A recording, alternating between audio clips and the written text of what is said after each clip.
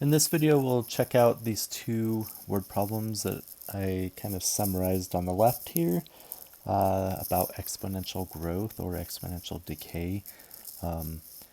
Ultimately, they use the same formula. It's just we talk about, if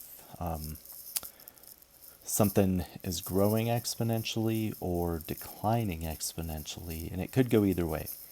In the first example, notice the value of this car. So again, I summarize, we're just talking about this old Lamborghini in 1999. It sold for 60,000, but in 2009 it sold for 220,000. So we could, look at it differently. In 1999, we're just going to use that as time zero. We'll just say, doing a rough sketch here, 60,000 is somewhere here, right? 60. And then 10 years later, so somewhere over here, 10 years later, it grew to 220. So somewhat going to scale, that would be somewhere way up here, right? So we could think, well, every year it grew the same, right? All 10 years it grew the same. That would be a linear model. And then we could project the future. But assuming it grew exponentially, then it didn't grow. Exponential growth rate doesn't grow very much, it doesn't grow very much, and suddenly it just takes off. So every year after 10, those values would be much higher than linear growth. All right, that's the idea. But something likewise could decay exponentially. So, it started out with a very high value. I'll just kind of do this over to the right here. It started out with a very high value. And instead of declining linearly, it declines exponentially. So it drops really quick and then it starts to stabilize. All right. So that's the idea for these word problems. And whether it has growth or decay, this exponential growth function works both ways. It's just we would have a negative up in the exponent if it decayed. Alrighty. So let's check it out. What does all this mean? How do we use it? So first off, we convert our time. If we're talking years, we convert it to something simple like I did in that quick little graph. In 1999, since that's the first data point that I have, we just call that time zero. Okay, 1999 is equivalent to saying year zero.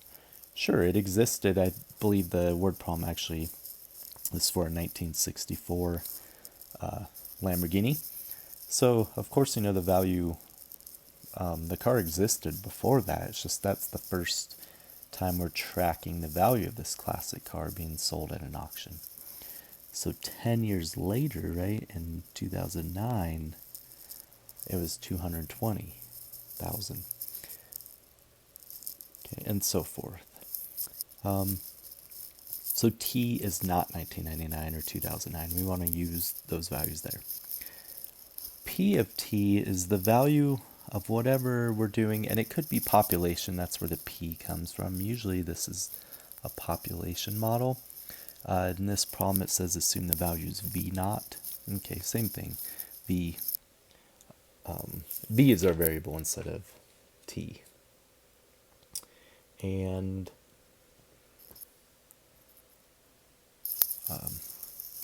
V naught is referring to in year zero, which is like this P naught. Instead of saying V of zero or P of zero, it is pretty common to put that subscript there for year zero. Okay, but it's the same thing. That's what that means. All right, so the P of T or V of T is the value at some given year T, right? So therefore T is the time. And K is this rate of growth or rate of decay. And even though I say decay, it just means a decline. Decay, this model is often used for like carbon dating of fossils and whatnot. Okay, so find the growth function. Let's substitute all these values we know. Like I know P naught or V naught in this case at year zero that we're going to start calculating was 60,000. So where P naught is, I'm going to go in and write 60,000. Okay, e to the kt, I don't know k, I don't know its growth rate, but I do know after 10 years, right, where time is 10, t is 10, we got a value of 220,000. Apparently I don't know where commas go. 220,000. Okay. Now this is a exponential function. We could solve this. We need to isolate e and use ln on both sides. So divide by 60. All right, now I'm going to give a warning. If you use a calculator throughout, be very, very careful about your approximating. I try my best not to use it at all until the very end. We don't necessarily need to simplify ugly numbers. In this case, we can, right, because we have a bunch of zeros. Just so I have to type less in the calculator. But oftentimes you will get some ugly numbers over here, but you want to save it and try to do it all in the calculator. Okay, and if you don't have a graphing calculator, Web 2.0, calc.com. I often vouch for that website. I really like it because it displays really well. The Google one isn't bad either, but I really like the display on this website. Okay, so moving on, we have e to the 10k equals whatever we get on that in the calculator. I am going to go ahead and simplify so I don't have to keep writing this. All these zeros though. So 22 over 6, which I know we could divide 2 and simplify further, but we'll leave it like that for now. All right, now we have an e. To get rid of e, we want to do ln. All right, now we have 10k equals, now this k is not 10,000, it's just variable k, right? ln of, I'll go ahead and reduce, 11 over 3. And last, we divide by that 10. And then we plug all of that in the calculator. Again, it's ln of this stuff, right? And you could hit equal if you want, and then divide by 10. But you'll get approximately, usually we go to about 4 decimal places. The reason is, think of this as a percent, right? It's growing by about 12.04%. And I mean, saying 12% is okay, but to be a little more accurate, go 2 decimal places. All right, so if that is k, we now can get the growth function. We could solve for any year, right, by going p of t. Again, that's just a variable, right? Like that's my function. It's like y equals 60,000 e to the 0.1204 t. All right, a function of t. So now you give me any time, and I'll tell you the value. And in fact, that's what part B is, right? What is the value in 2011? Well, in 2011, our time is now 12. It's 12 years after 1999. So this is the answer for A. And for B, we just substitute 12. So we do P of 12. And then 60,000 e to the 0.1204 multiplied by 12. You could plug that all in a calculator at one time, and you get approximately 279. I typed this out beforehand. 279,906, I believe. Always kind of make sure it makes sense, right? If it's growing about 12% a year, it was at 220. 2 years later, it's at 279. It sounds believable, right? If you get something like a million, right, check your math. Always just kind of make sure it makes sense. Does it seem reasonable? When is the value estimated at 300? All right, now I know the value of 300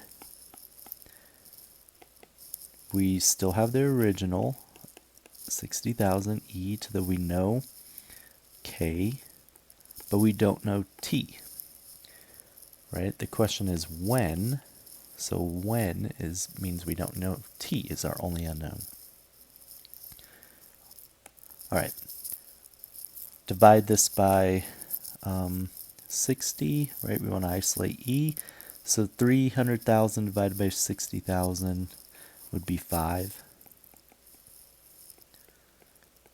They gave us a nice, easy problem. It goes in perfect. So we're solving this just like we did part A to get k. Right, next we do ln on both sides.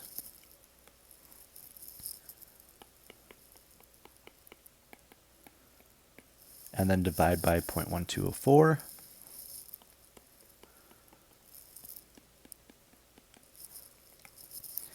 And you get approximately 12.6, which means, again, about 12.6 years after 1999. So almost, 2012. So it depends how we want to answer this, right? After 12.6 years after 1999, or about 2013 or 2012. Okay. All right, one more thing I want to talk about here, this doubling time. Okay. There are 3 separate formulas that are often provided, and I wrote them in the upper right. It all depends on what you're given and what you need, right? Like, if I want the doubling time, they usually use a capital T, most textbooks I've seen, and that just means the time for doubling opposed to the lowercase t, which is any time. It will always come out to be taking ln2 divided by the growth rate. But if you know the doubling time, you just do ln2 divided by the doubling time. So why is that? We're going to look at C really quick, and I'm just going to say, if this were to double, how would this look different? Well, if the initial in 1999 is 60,000, then if it were to double, that would be 120, right? This would be 120,000.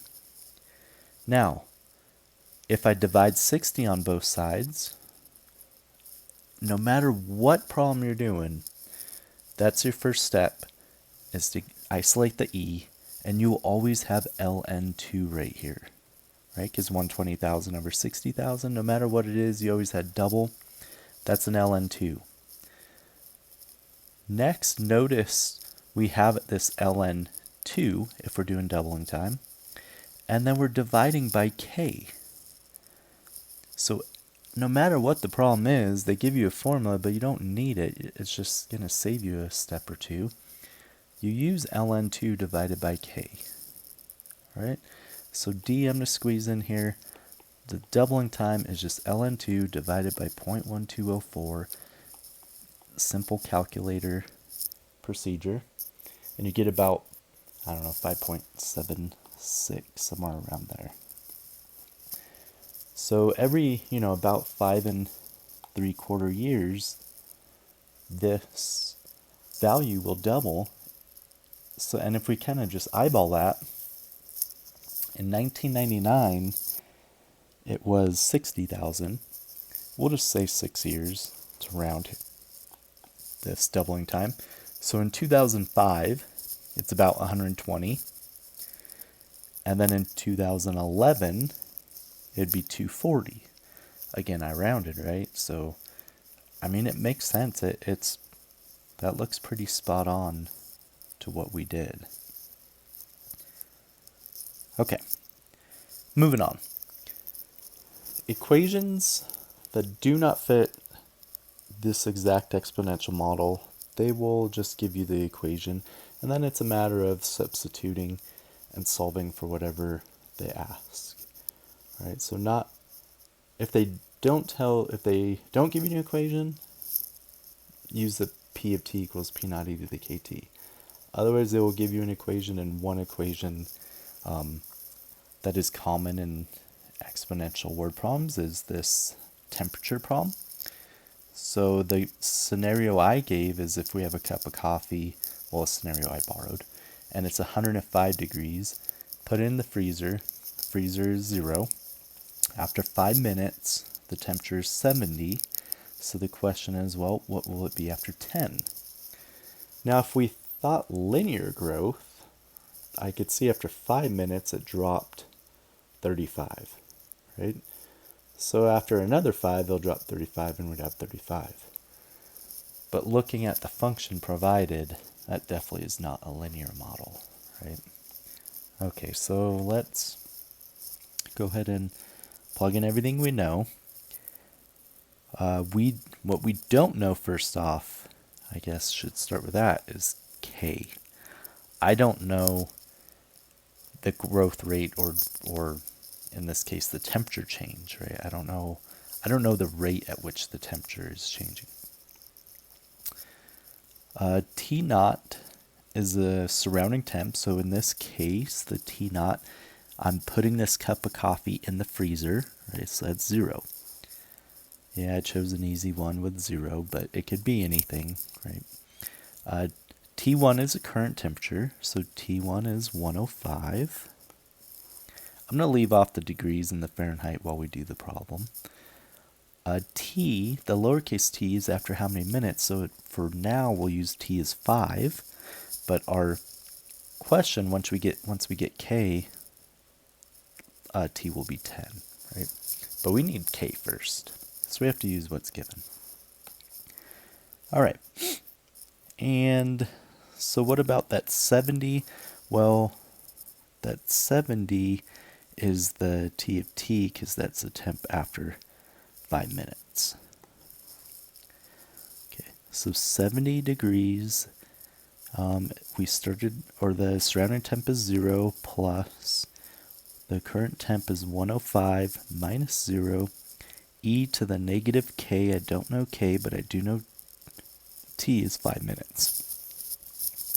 After 5 minutes, that 105 degree cup of coffee dropped to 70. All right, let's start solving this. So the only difference is, yeah, I chose an easier one with 0, but you may have another number here that you'd have to subtract on both sides, right? And then you have to combine these two terms, but no big deal.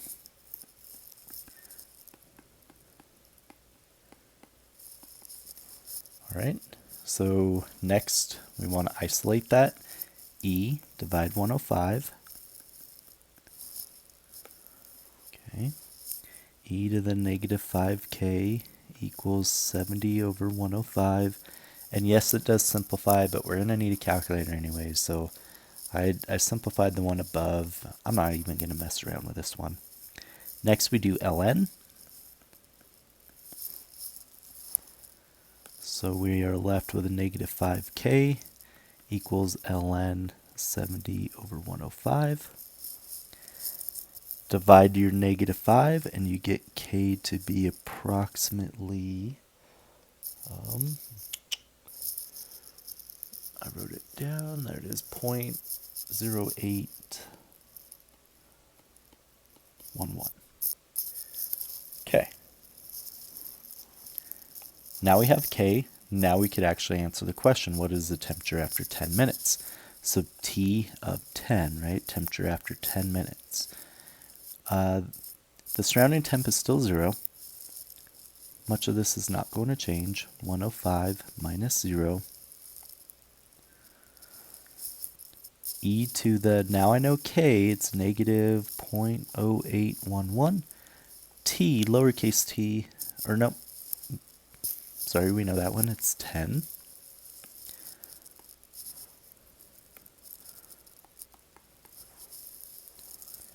Okay. And T of 10 now, 105. E to the, well, really, we just need to use the calculator at this point.